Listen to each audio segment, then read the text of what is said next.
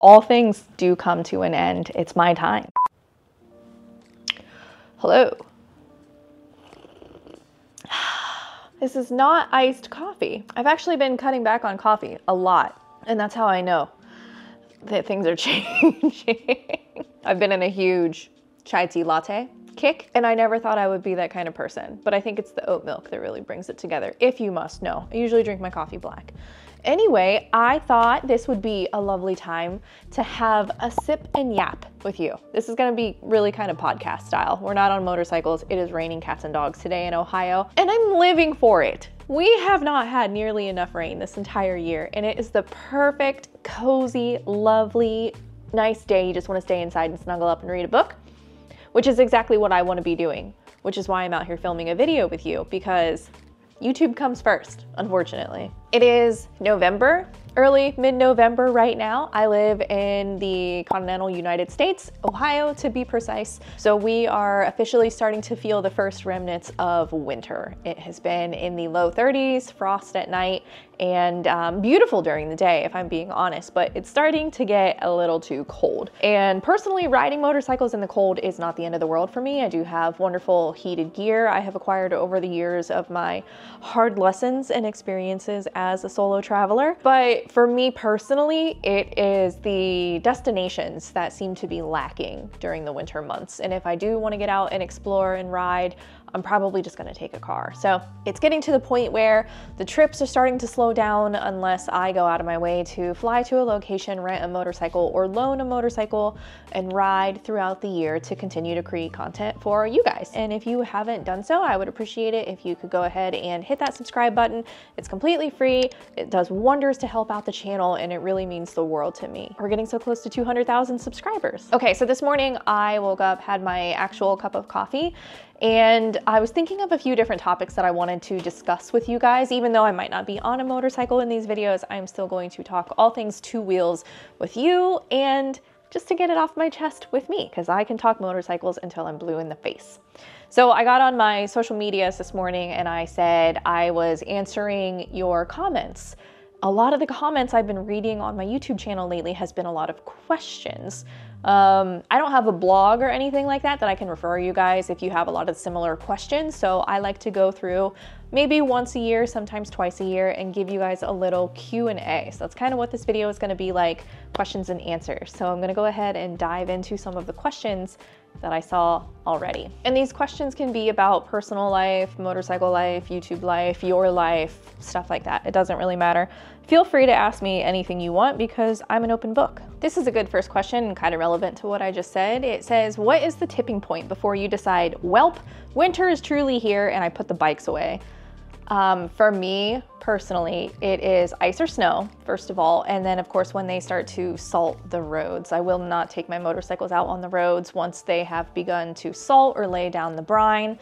Where I live, we actually don't get a whole lot of snow accumulation, but we do have horrendous roads that get salted during the winter months, and it's no fun to ride or drive on, if I'm being completely honest. And the salt usually doesn't go away until about 3 or 4 really good heavy spring rains. So we gotta kind of wait till spring. I will take the bike out if there has been salt on the road. I just try not to take it very far, or if it's in a place where it's like heavy salt accumulation. So for me, it just depends on the real first bad winter storm. I don't actually winterize my motorcycles though. I do some of my bikes that I don't ride that often, but like my normal bikes, I don't really winterize them because here in Ohio, we could get random 70-degree days at the drop of a hat, and I'll take the bike out. Here's an interesting question. It says, do you read or listen to music when you fall asleep? I love that question because sleeping is very important to me, and I can't just fall asleep, especially like if I'm doing something like camping. I do read. I read every single night before I go to bed, and that actually puts me in like a meditative enough state to start to get sleepy and fall asleep. But with my ADHD brain, anything will just like wake me up or have me thinking, or I'll get music stuck in my head. So what I like to do personally is I'll watch nature documentaries. I actually love watching documentaries in general, or I'll watch one of my old comfort shows. Like I have been rewatching all of like Inuyasha anime from when I was a teenager. So I like to have something playing in the background on my iPad while I fall asleep because it shuts my brain down, which is not everyone's norm, I guess. Oh, here's the age-old question. Do you enjoy the Pan America over the Road Glide? So you know what's really funny about that, I do have a 2024 Harley-Davidson Road Glide as well as a 2024 Harley-Davidson Pan America. I did a little bit of trading in and upgrading this year because I very much enjoy the newer motorcycles. So for me, when I'm riding my Road Glide, it's my favorite bike in the world. And then when I hop on the Pan America, it's my favorite bike in the world. And I love one over the other always when I'm currently riding it. Someone actually made this cup for me, her two wheels. I love it. I'm thinking about making some merch that has some fun sayings on it that I can sell online. So I guess to answer the actual question, do I like one over the other? I do, but for different reasons. I love the Road Glide for touring long distance. I love the looks, the comfort, the music, the wind deflection, the heated seats, the heated grips. It's a great all-around bike that I would never have to move up from. But then I also love the Pan America because it is lightweight, it is nimble. I do have a really good time on it. It is fast as hell. I never ride that motorcycle in sport mode. And it's capable to do a lot of other things that my Road Glide, well, that I cannot do, that the Road Glide was not designed to do. So it depends on the two different types of life that I want to lead. But I will say, I do think the Pan America can tour just as comfortably as the Road Glide. It doesn't have the exact same amount of wind protection as like the full front fairing, but it does have plenty of wind protection. And I've done quite a few long distance road trips on that bike and been perfectly happy with it. So if apples to oranges, I do think the Pan America is a better all around motorcycle. And I never in my life thought I would admit that because I've always been a cruiser girl and a bagger girl. Here's a question I actually get asked quite often, and it goes back into the Pan America versus Road Glide kind of thing. It says, when you're taking a long trip down the highway, do you listen to music using earbuds, earplugs, or helmet speakers? When I'm on the Pan America, I do listen to the music in my cardo. So I have the helmet speakers, the cardo set up on my helmet, and that's how I play music. When I'm on the Road Glide, and trust me, I get ridiculed for this by fairing riding motorcyclists, I like to use the speakers, and I did upgrade my speaker setup on the Road Glide to the Rockford Fosgate after I bought the 2024. So the speakers sound very crisp, very loud. I like having the speakers in the rear so I get like full, audio setup. The reason I do not listen to the music in my cardo while I'm riding on the full fairing bike is because usually, especially when I'm touring and I'm doing long distance, if I'm playing music out of my cardo while navigating GPS and doing all of that stuff, it dies very quickly. And I am almost always on the motorcycle no less than 8 hours a day if I'm doing long distance. So 8 hours a day isn't that bad. The cardo will pretty much almost die. So for me personally, I prefer to listen to my music and run my navigation through my actual motorcycle. And then you can't run like Apple CarPlay on the new Harleys or almost anything, I guess I learned over the years of new technology. You can't run Apple CarPlay without having a Bluetooth communicator device connected to it. So I do have my cardo on and connected to the bike so that I can have my full display in front of me to see what I'm looking at. I keep the cardo on for emergency purposes only. And if you are not running music through it, it lasts forever. I mean, it'll stay on like over 24 hours. So for me personally, I would rather listen to music through my speakers, which is a great quality audio sound. I actually do turn my volume down if I'm stuck in traffic or something, okay?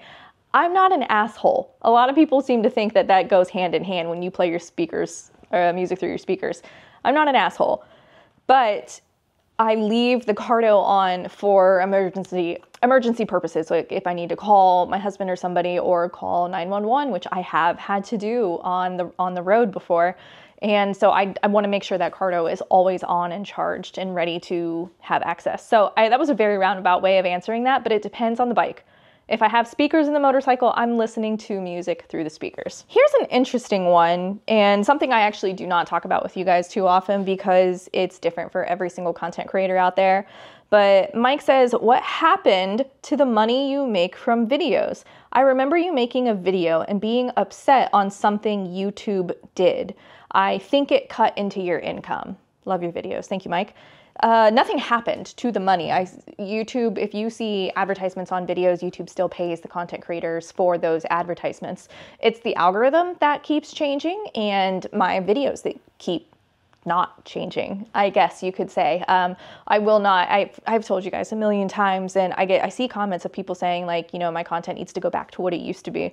And I don't know how to do that because there's not a single thing on YouTube or social media that started one way that I loved that hasn't completely changed. And not in a bad way. Everyone has to change. The world has changed, so I have to change. My thoughts and experiences change. My motorcycle changed.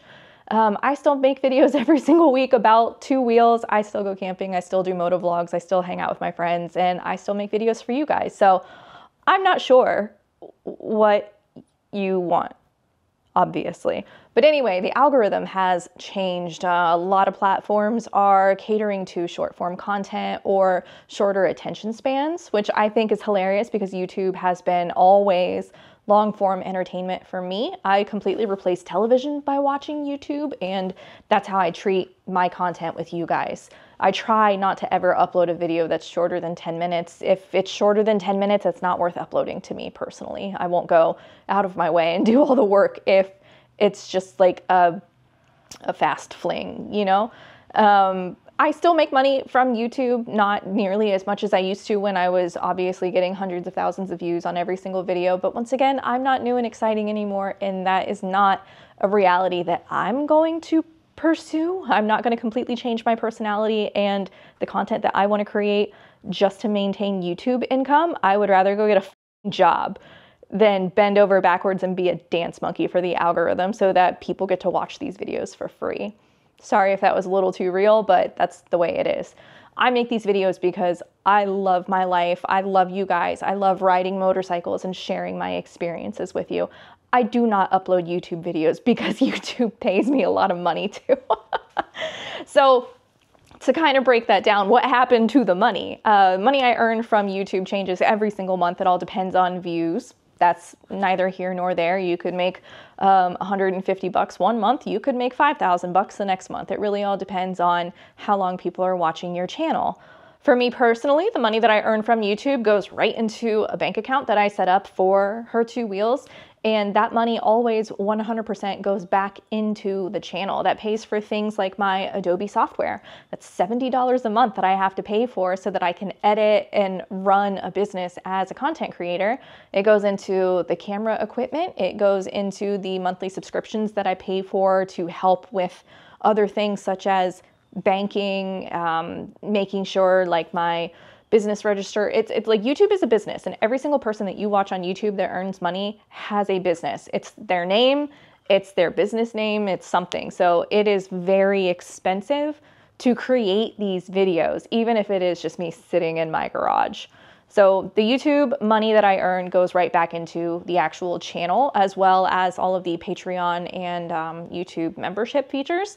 If you guys don't know, I do offer those things. It directly benefits the channel. All of the things that you donate or pay for subscription-wise goes right back into the channel, goes into the parts I put on my bike, the trips I take, the gas I put in the motorcycles. And my members and Patreons get early access to every single video, as well as a link to my private Discord server where we talk offline, privately. So I do have links to those in the description if you want to check it out. It's really not that expensive, but if you can't contribute monetarily like that, subscribing works pretty much just as well.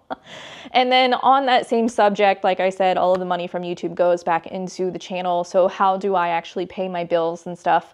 That, my friends, my dear friends, not the trolls on the internet, you, my friend, that's where sponsorships come into a mega play. And I know you hate to see the commercials. I hate to see the commercials. Nobody likes watching commercials. But once again, the world of social media is not what it used to be. And the people out there who make your favorite videos that you love literally cannot afford their livelihood without the help of paid sponsors. So keeping my lights on, keeping my internet paid, keeping my mortgage paid, that's always from my sponsors. And it's the reality of it. So every time I see a sponsorship on a channel that I love, I'm like, yeah, get your bag. And then I skip through it because I don't have to sit there and watch the exact same BetterHelp commercial 11 times on all different channels. This is not sponsored. I've never been sponsored by BetterHelp. I wish they would though, because it's almost seasonal depression time and I'm getting in my feels. I also used to have a very successful career before I started making YouTube videos, and I still do a lot of freelance from that previous career. So that's how I pay my bills, basically, if you guys are really wondering. Oh, the same subject, Snuggle Bear. Come on, that's a cute name. Snuggle Bear said, 20 years from now, do you still see yourself making YouTube videos with you and your husband? No. Hell no. I'm amazed I've made it 5. Basically, I don't know if YouTube will even be here in 20 years. Like, the world of social media is completely changing. Sorry, I'm trying to crop this screenshot for the video. The world is completely changing, and unless I'm like a millionaire, I will not be on here making YouTube videos all day, every day. If I'm a millionaire, I'll pretty much do anything you want. Oh, $20 is $20. So those were all the questions over on my YouTube community tab. It's totally free. It's just kind of like Instagram, but on YouTube. But I did get on my Facebook page. Let's see how many followers we have on Facebook. I haven't checked in a while. 148,000 followers. Damn. Ooh, if you guys are watching this on YouTube and you want to go follow on Facebook, help me hit 150. That's fun. What was I doing? Oh, comments. Okay, Dave said, I'd like to see more about the camera gear you use and how it's paired. I have made quite a few videos about the camera gear that I use, but long story short, on my helmet, I do use an action camera. It can be any action camera, you guys. I have switched over to the DJI Osmo Action 5 because I do love it. It is better. But any action camera, you know, go with the budget that you like. The camera quality isn't so important as much as the audio. And the audio is personally what I've struggled with the most as a motovlogger, and that's the part that kept me stuck in my old ways for as long as I have been, because audio quality is so important to me. So dude, check Facebook Marketplace, check out Black Friday sales, get yourself a camera, ask some of your friends if they want to sell their old cameras. And that's basically what I use on my helmets. Now for what I'm filming right now with you guys and what I have been using as personal vlogging cameras, ironically, it's also a DJI. It's the Osmo Pocket 3. And this little camera has completely changed the game for me when it comes to vlogging. It is very compact, it is stabilized, it has fantastic focus. Like, check out this depth of field. Okay, I mean, oh, I need Botox. But do you see how everything behind me just kind of got blurry? Yeah, GoPros didn't do that. I stopped vlogging with GoPros. I was using my cell phone for a very long time when I was trying to film super easy vlogs for you guys, but switching to the Osmo Pocket 3 has been a game changer, and it is very expensive. I did buy this camera and I didn't have it on sale or anything. I think I paid like $750 for the creator kit, but it has 100% made its money back for me because I have truly loved the experience that I've had with the camera. And then when I shoot really pretty like cinematic stuff, I did buy a Canon EOS Mark II or 3 R6. Way too many letters and hieroglyphs on these on these things now, but I do have a very nice Canon that I am in love with. I've been a Canon girly since my early high school days, so those are kind of the gear that I use. Here's a good one, and ironic because I'm drinking tea currently, but John says, what kind of coffee do you drink at home? I try as often as possible to buy local coffee from where I live, the local coffee roasters around here. Sometimes I will just go down to the good old Walmart and buy some Maxwell House for like bulk. I'm actually not picky and I'm not pretentious about my coffee, but the way I make my coffee is I brew it hot in a pot, I brew it bold, and then I let it get to just above room temperature, which I know, gross, right? But then I pour it into a pitcher and put it in the refrigerator. So I make my own iced coffee every single day. I stopped making my own cold brew because I could probably do it again because I'm not drinking 17 cups of coffee a day every day. But I was going through the cold brew, drinking it way faster than I could actually steep it, because it takes about 12 to 24 hours to make homemade cold brew, and that barely got you like 24 ounces or something. So for me personally, I try as hard as I can. I do enjoy a dark roast better than light roast or medium roast. Dark roast for me tastes smoother, and when you use it as a cold brew, it does have kind of a chocolatey flavor.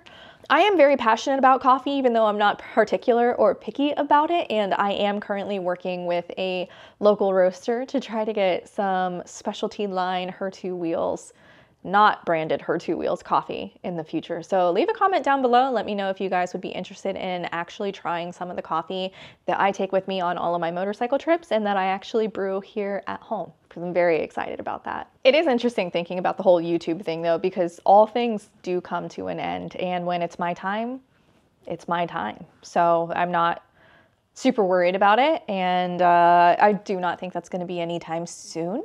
But it is real, and it will happen. Every single person that you know and love on the internet is probably not going to be there forever, because this shit it's a lot. It's not even a lot of just the work that you do. It's a lot of being in the public eye, and it's scary. I've shared a few stories that I've had over the years of how people have made me almost go bye-bye for real. Like I said, I post new videos every single week, always two wheels related, whether or not we're sitting here podcast style hanging out, or we're out riding motorcycles, enjoying the beautiful scenery of Ohio, or Europe, or America.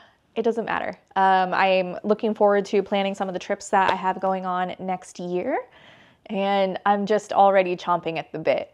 Winter's hard. It's gonna be hard, but we can do it. We can make it. Thank you guys so much for watching. Once again, please consider hitting the subscribe button. I can tell a lot of you guys are not subscribed. Over 50%. Bruh, come on, it's free. All right, thank you so much for watching, and until the next one, you be good, ride motorcycles, and I'll see you later.